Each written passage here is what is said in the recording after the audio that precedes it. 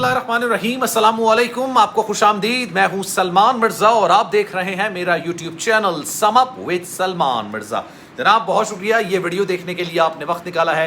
तहे दिल से आप सबका मैं शुक्रिया अदा करता हूं और मेरी दुआ है आप जहां हों खैर वाफियत से हों, सेहतमंद हों और तंदुरुस्त हों। जनाब आज का व्लॉग दुआ ज़रा केस में बहुत इंपॉर्टेंट है। मैं चाहूँगा आपसे, शुरू में दरख्वास्त है, इसको आखिर तक आपने ज़रूर देखना है। किस तरह से ये गैंग ऑपरेट कर रहा है, किस तरह से ज़हीर पुलिस की मौजूदगी में, पुलिस की ज़ेरे हिरासत, पुलिस के हिसार में मेहदी काज़मी साहब पर प्रेशर डाल रहा है, किस तरह से वो उन पर दबाव डाल रहा है। और जो तस्वीर निकल कर सामने आई है ना 2 दिन पहले, मैंने अपनी वीडियो में आपको बताया था 2 दिन पहले कि जनाब ये तस्वीर मेहदी काज़मी साहब पर सिर्फ दबाव डालने के लिए निकाली गई हैं। ये जो रिलीज़ की गई हैं ये लैला मजनू की स्टोरी दिखाने के लिए रिलीज़ नहीं की गई। अब जनाब ज़हीर की व्हाट्सएप चैट लीक हो गई है, मेरे पास आ चुकी है, मैं आपके सामने शेयर कर रहा हूं। तो मैं आपसे चाहूंगा कि आपने वीडियो को आखिर तक जरूर देखना है। किस तरह से ज़हीर एवीसीसी में बैठ के ज़हीर साहब मैसेजेस कर रहे हैं मेहदी काज़मी साहब को, उस वक्त जब उसको बेल मिले हुए सिर्फ 1 घंटा हुआ था। 21 तारीख को 21/7 को ये बेल हुई थी, जुमेरात का रोज था।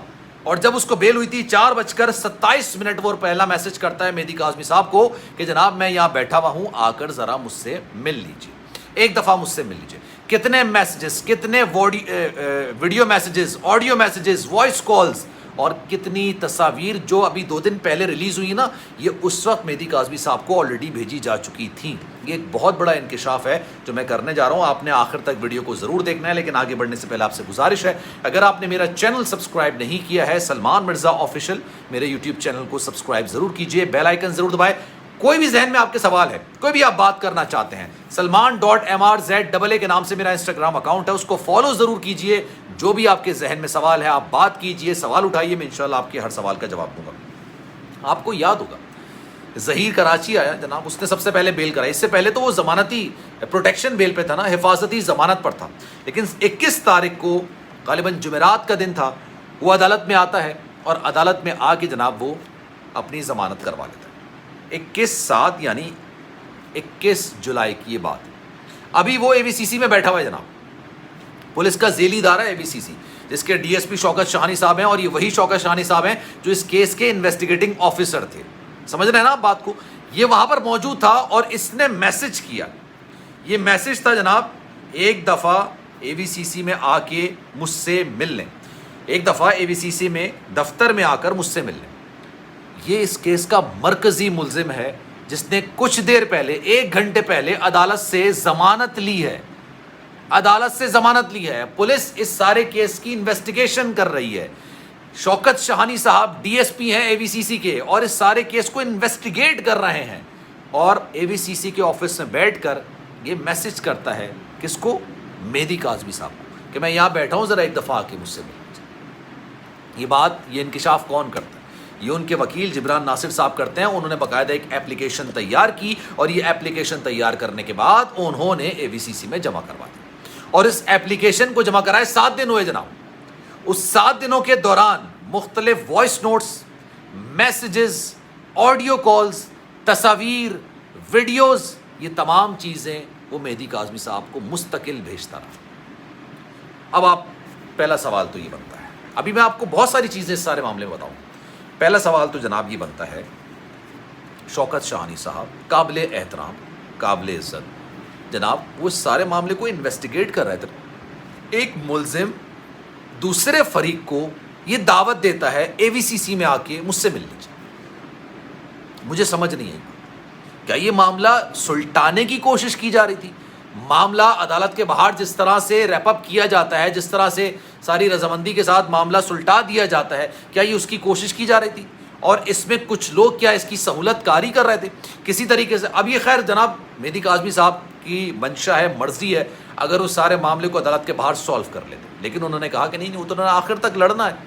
उन्होंने किसी मैसेज का जवाब नहीं दिया। फिर जनाब 2 दिन पहले जो तस्वीर, बेडरूम की तस्वीर, अच्छा सबसे पहले तो आप ये सुनिए, जिस नंबर से मैसेज किया गया ना, ये ज़हीर की वालिदा के नाम पर रजिस्टर, ये वही नंबर है जिसकी मौजूदगी कराची में थी 16 अप्रैल को, जिस दिन दुआ ज़हरा अपने घर से मगविया, अपने घर से लापता हुई।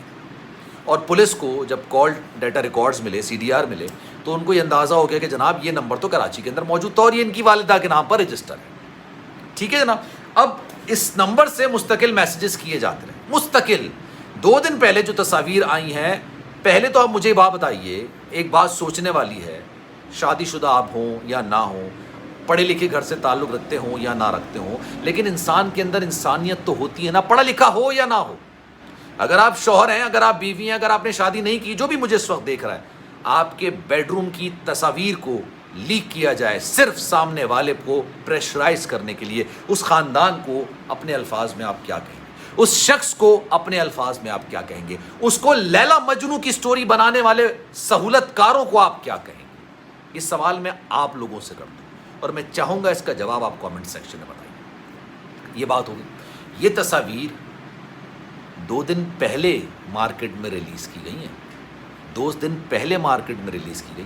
اس سے پہلے یہ مہدی کاظمی صاحب کو بھیجی جا چکی تھی تاکہ وہ پریشرائز ہو جائے, تاکہ وہ دباؤ میں آئیں, ان کو بتایا جائے کہ آپ کی بیٹی کو دیکھیں ہم نے کتنا اچھا رکھا تھا, کس طرح سے رکھا تھا, اور اگر آپ نے ہماری بات نہیں سنی تو جناب اس سے زیادہ تصاویر, اس سے زیادہ ویڈیوز آئیں گی. سہولت کار تو بہت ہے نا, جو لیلا مجنو اور ہیر رانجھا سے ان دونوں کو تشبیہ دینے پر بیٹھے ہوئے ہیں, جو بات کر رہے ہیں جناب یہ ہیر رانجھا ہے اور لیلا مجنو ہے, بیٹھے ہوئے نا لوگ, ان کے پاس ویڈیوز دی جائیں گی اور وہ ریلیز کریں گے اور کہیں گے دیکھیں کیا محبت ہے.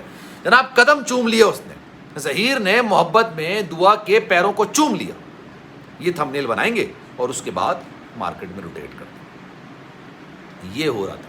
اسی وجہ سے مہدی کاظمی صاحب نے اعتراض اٹھایا تھا کہ شوکت شاہانی صاحب اس کیس کی انویسٹیگیشن صحیح طور پر نہیں کر رہے ہیں, اور اسی وجہ سے ان سے انویسٹیگیشن لے لی گئی. ظہیر اور ان کا گینگ اپنی ہر سطح تک جا رہا ہے.